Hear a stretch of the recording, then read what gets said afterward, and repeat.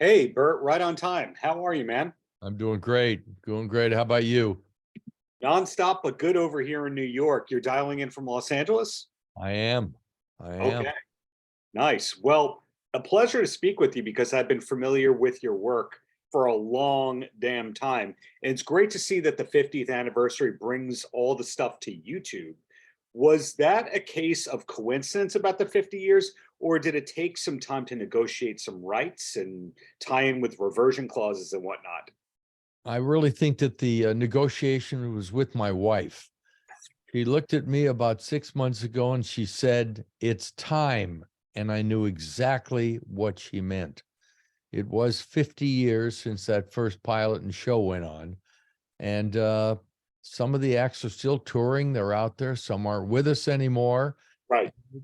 It's time to do it.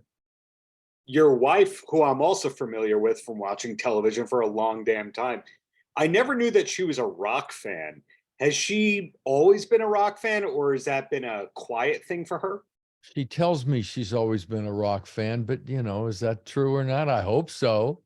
And she knew many of the acts from interviewing them. So that was Yes. terrific fun for me because with all the shows we did, over 400, almost 450, in 9 or so years, I was at every single taping. I Mhm. was on the floor for the taping. I had the director upstairs in the booth, but I worked with the artists on the floor and got to know everybody. And then I find out that my wife knows 70% of the people that are on the show. Yeah, that's what being on one of the most syndicated entertainment news programs ever will do. But hey, back to the Burt show here. Enough Mary stuff, all the Burt stuff over here. Is it correct that the artist who performed the most times on the Midnight Special was ELO? I don't know that. I've not been asked that question, and I don't. I certainly know they're one of them. And I know the Bee Gees were on many times, Linda Ronstadt, so many AC/DC, so many groups and so many wonderful acts. But I don't know exactly. I can tell you that somebody who was around all the time was Richard Pryor. He used to come and hang out. He did some of the shows, but he enjoyed watching the acts perform and sing and all. And he would go in their dressing rooms and scare many of them also and hang around. So Richard was always there. Got it. In the case of the musicians that you had on the show, and this is credit to you and the team behind the show, it's the only footage that we see of a lot of these artists at their prime. For example, Bon Scott from AC/DC, how many US performances were there besides the Midnight Special? Well, everybody really at the time wanted to be on the show because if you're a record act, you found out from the record company that the next day your sales really soared. When you Right, were on the show, it sold records. And that was a major help to me because there might be one or two acts that didn't want to do the show, usually because they were afraid. They weren't a touring act like the country artists were. They were comfortable, they toured all the time, but right. many acts were scared, and the record companies pushed them, came with them, brought them to the studio, and that's really why I had everybody. But then if can you take another compliment, or if we hit the limit on compliments, Bert? Okay, you'll There's take never another. a limit. So when we go down your credits, the Midnight Special might be the most famous thing that you're known for within certain crowds, but all the game shows and the films you produced and the studios that you started and or sold over time, are you content with the Midnight Special being the thing that most people associate with you first? It is what comes first, and maybe YouTube's got something to do with it. It certainly could. But yes, of course, I'm comfortable with that. I did some shows 40 odd years ago with Zubin Mehta in the LA Philharmonic. And now I see that right now Zubin Mehta is back in Los Angeles with the symphony again after being in Germany and Israel and here and there. So there's some things that were just great fun for me. I mean, the dating game was a kick, and the newlywed game, and so many of the shows, and making the film Children of a Lesser God. That was wonderful for me to do. I enjoyed it, even though I really like personally TV better than films on the producing side, because the TV show could air the next day, the next week. If it's a film, don't expect to see it before 6 to 9 months, and you know that. Yeah, some of the junkets that I'm doing, the film was filmed before the pandemic. So we're saying the film was filmed 4 years ago, 5 years ago at this point in time. I'd say the only thing that moves slower than film are books. Oh, true. I hadn't thought about that one, Darren. Thank you. That's so true. Well, in your case, since you have this great archive, have you thought about coffee table books related to the artists who appeared on the show? I don't think I want to do that. I really don't. I see a lot of coffee table books that are fine. I have a lot of them that are very enjoyable. I read almost two books a week. And I just finished Jan Wenner's book. Oh, yeah. Picked it up and thought, what's he going to say? I know so much about his history and all. And I didn't like the book. I loved it. I could not put that book down at night. It was terrific. He writes when he's 7, 8, 9 years old, and that was good. And the people he's been with, and the relationship with some that he got along with and didn't. He was so darn candid. The book's terrific. That one I haven't read yet. Now I know that I have to, coming from you. And I say that because you're one of the people who worked for decades in television. I find that most people who were producers hit that burnout point, and then before they return to entertainment and television, they had to have that serious cause that they launched. Did you have that serious cause hiatus in your career? Is that off the internet?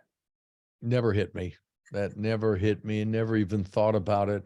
I would have ideas. I had some of my staff and friends give me an idea for something that I saw as a TV show, and they never had thought about that. But some of their lives are just so exciting, so interesting. Yeah. So anyway, any great idea that came to me or I thought of, I'm in it. Got it. And that hasn't stopped. No. Well, one of the rumors about you is that you were asked to take over SNL in the early 80s. Is that true? Or is that Dick Ebersol lore that's been associated with you? It's probably Dick Ebersol lore, but Dick Ebersol came to Los Angeles. By the way, most people don't know his real name is not Dick Ebersol. It is Duncan Dickey Ebersol. That is his name. He came to LA and didn't have much money, and the little money he had, he ran out of. And I had met him 2 or 3 times. I really liked him. Mhm. And he said, could I move in your house and sleep in your living room for a while? I won't bother anything. And I liked him a lot. And I said, sure. So Duncan Dickey lived with me for a while.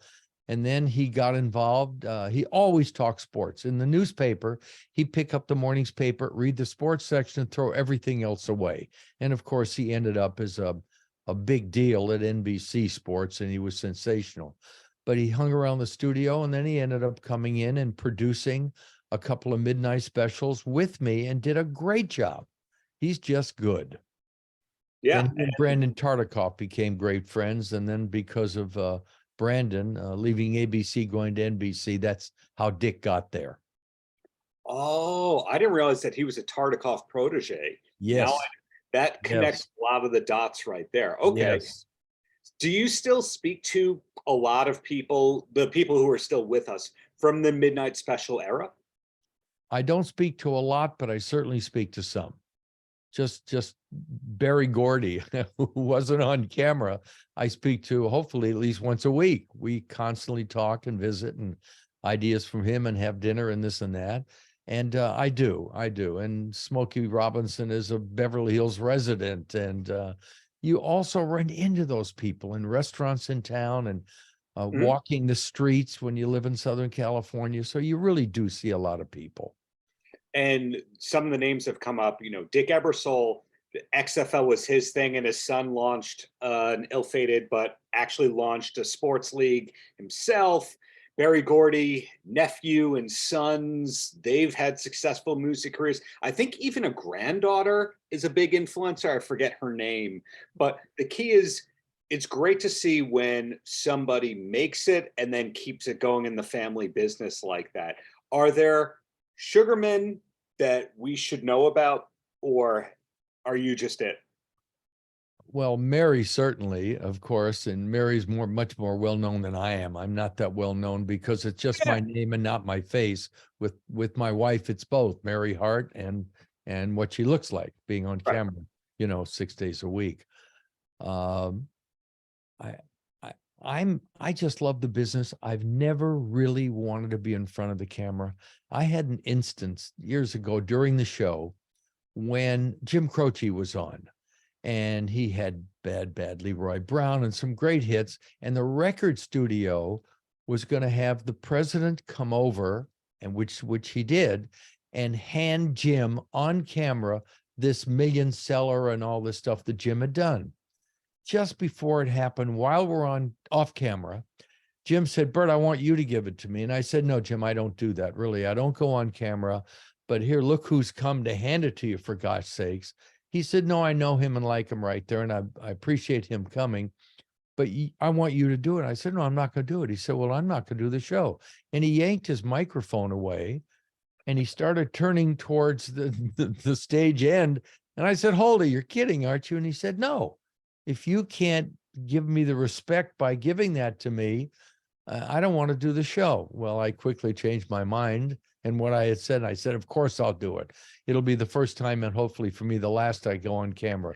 He said, once you do this, you'll have fun with me. You'll want to do it all the time. Well, I did give it to Jim and we talked and on camera, and he said, thanked me a lot for it and said, I want to come back and host again. I've loved meeting the staff here. I've loved having you right on the floor, work with me, and I'm coming back quickly. And unfortunately, as we all know, Jim was killed in an airplane crash.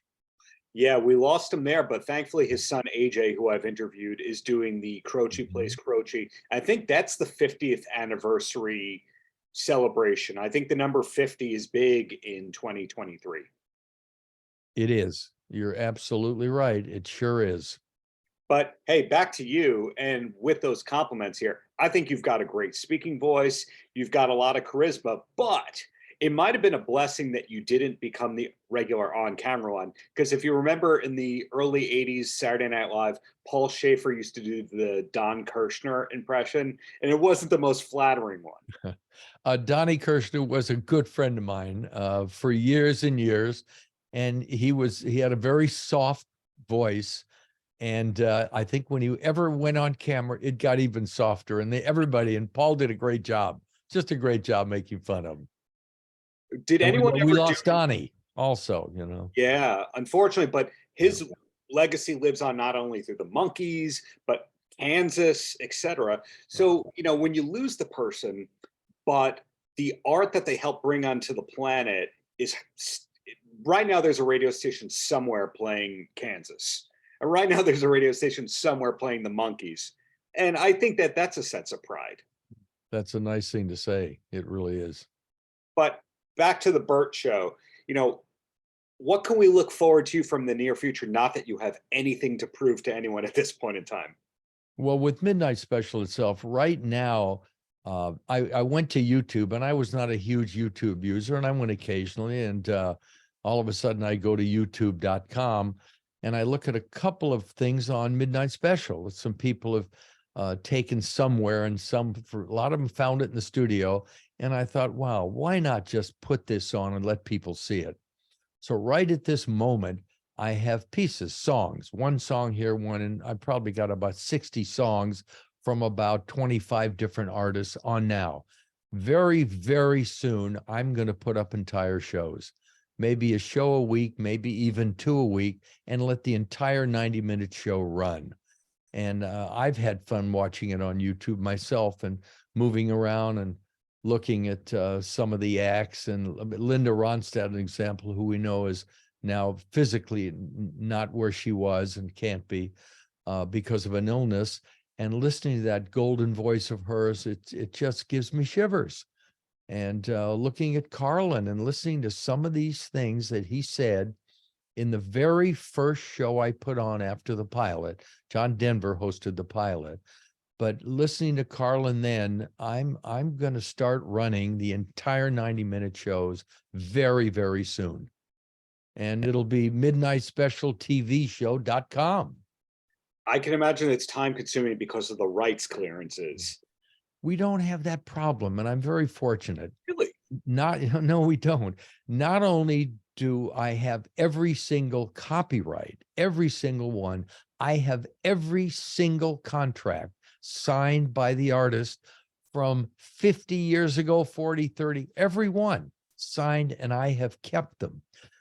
We were, when the tragedy happened with Marvin Gaye and his father, wow, I wanted to see what I had, and I looked, and there was Marvin's signature on the paper. And because I have he and his dad on camera actually arguing a little bit, I have his dad's signature to okay, and his mother's. So we really did a job on that stuff, and I've got every contract and really the rights to do this. I'm really blown away by that, because when I used to work at Viacom, the parent company for VH1, MTV, Nickelodeon, etc., and they'd want to use stuff from the archives. Generally, it was not papered. That was part A. And then part B was a lot of these songwriters are on these secret things called key artists lists, where the major publishers go, well, it's not covered under the blanket agreement, therefore you need this extra level of clearances or review or that kind of thing. So it sounds like you were grandfathered in a great way. And I'll tell you why. It's Yeah. because in 1972 and 73, when we started, remember when Johnny Carson went off the air at 1 a.m., you saw the American flag. There were no films, there were no TV shows, there was nothing. And so I put the first thing that ever went on. And when I did it, I made sure to talk to enough attorneys to tell me exactly what I needed, and lines like "in anything in the foreseeable or late future" and things like that. And they made sure, the attorneys I had at the time, I was a neophyte doing that at 1 o'clock, and, you know, NBC was nervous and all, that I made sure we had every signature of every band artist and every lead.